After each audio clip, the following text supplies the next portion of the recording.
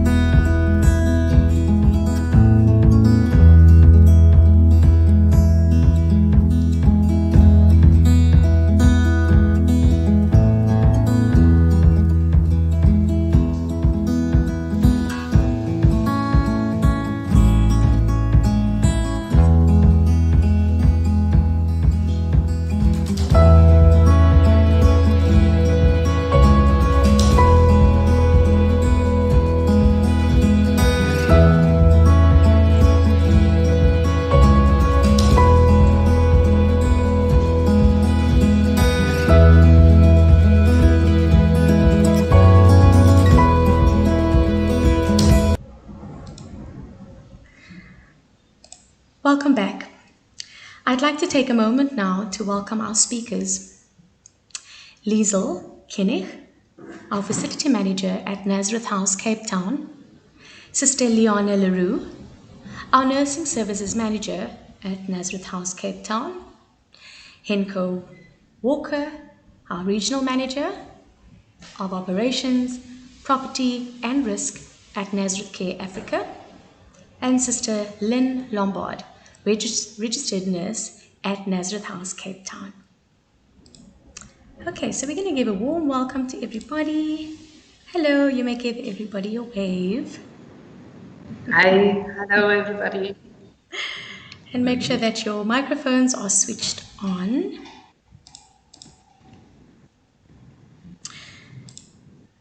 Wonderful. So let me introduce the first topic of discussion here this evening.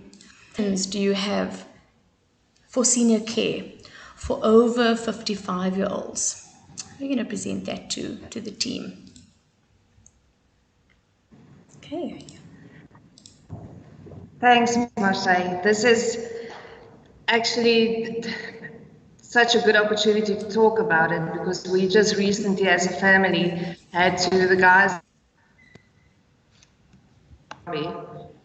We just recently, he moved into a home. So I can now experience that side and the facility side of the whole admission process and what to look out for.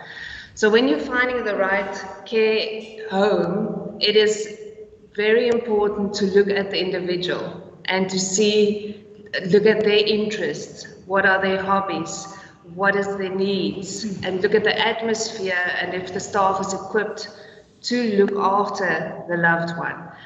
Seniors differ from person to person, and it depends on their activity. So the care home needs to provide stimulation for your loved one, because that is going to be their home in their golden years. The best way to see and to know what activities are offered is to actually go to the facility and to go and experience it for yourself. I know Henco can't wait to tell us about the activities that we have on offer. Yeah. Thanks, Lizl. I think just to elaborate on what you said, it's all about stimulation and keeping people busy with mindful activities. I think some of the things that we look at is from our occupational therapy side is cognitive therapy, which is puzzle building, art classes, word games, Sudoku, sorting and painting, and creating a fun environment for the elderly. Then we look at keeping the mind, the body also fit. If you look at the body, we have large halls where we bring the elderly, your loved ones to, and they put on some music, and we have some lovely exercises with them as well. Part of that, they use water bottles as weights, which they carefully designed in the arts and craft classes, which they are very proud of as well. We do Tai Chi, stair exercises, and then more on a sensory stimulation, we think of bak en brou, like we call it in Afrikaans, where we get the elderly involved, and decorating cookies and baking their own stuff. In Johannesburg House, we did for Christmas dinner, the ladies carefully helped us with Christmas cakes and baked for the entire facility. There's still enough left to last us 2 years, but yeah, so fine. Some of the other things that we also have is reminiscence therapy. This is very much centered around our memory care, dementia care facility. It is a lot to do with putting people into an environment that they are familiar with and making them comfortable with it. Having all the items that are from their house, bringing items from their house that they are familiar with into the area that they stay. We ask the families to set up photo albums and write stories to the photos. So if we engage with them and the care workers engage with them, there is a story to that, and that helps them remember. And then obviously we are situated on the pristine Table Mountain. So one of the most fun things that they do is the nature walks and outdoor activities, keeping people outside when the wind is not howling like it does in Cape Town, and it is tonight. Being outside, I think that's it. Okay, I hear what you're saying, but when you lived with, say, your loved one is staying with you in the house, and you would take all these things for granted because you have all of the stimulation, or you've grown with them, or they live in their own apartment. So how would we know all these things that you talk about? As a layperson, I wouldn't know. Sister Lynn, when we do, does that form part of the assessment that we do? Absolutely, Lizl. There are various types of assessments that we do. We will do like the functional assessment. That's basically to ascertain what mom or dad can still do for themselves, so that we can, when we design our care plans, we can actually have a person-centered care plan where we take all of those things into consideration. That is done by our occupational therapists. We also have what we call a Berg balance assessment, or aka a fall risk assessment, where this is a test that is done where we will then see, can mom or dad still balance when they walk? Are they able to transfer from the bed to the chair by themselves? And all of these assessments, as I said, forms part of how we design our care plans then. So another test that we do, or assessment, is called the mini-mental assessment. This basically is where we also look at the cognitive abilities of your loved one, which is also very important, so that we can, on a daily basis, stimulate them according to their cognitive abilities. And then last but not least, we also do a depression scale assessment. This is not a psychiatric evaluation. This is basically an assessment that we do to see whether mom or dad needs further psychiatric evaluation. So all of those assessments, they form a part of what we do in order to provide the best care for your loved ones. And it's also done pre-admission, where these tests then determine the level of care that your loved one would need. Would it be, we will talk about the care levels now, let me not jump ahead, but these tests are there to determine that. And what you've said now, all those points and assessment points that you've mentioned, we'll talk about that later on also, but it's to create an holistic environment. And to make it person-centered, because again, it's so distressing moving as a young individual from one home to another, or from one city to another. So to move a loved one, for the family and for the resident themselves, to look at the whole picture, to make it as comfortable for them as possible.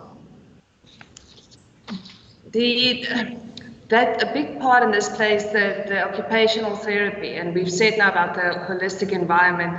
Liana, can you give us just some insight on the holistic intervention that we do here? Sure, Lizl. There's a couple of points that we take in consideration. Healthcare, we will look at the person in whole, and what their needs are when we integrate them into a care facility. Mind would be the emotional status, the emotional aspect of this person. The body would be the physical aspect of a person, and spiritual. What is the spiritual needs? Communion, Bible study, things like that. Okay. And it's also for all of that is people want to fit in and want to belong. And you want to feel like you're loved and you're understood. And it's important for the home, the professionals at the home, and for the family to feel comfortable and to have that trust relationship that would actually happen. So that's important to know that any home that you look at or that you're thinking of, that you're not alone. There's people that deal with this every day. And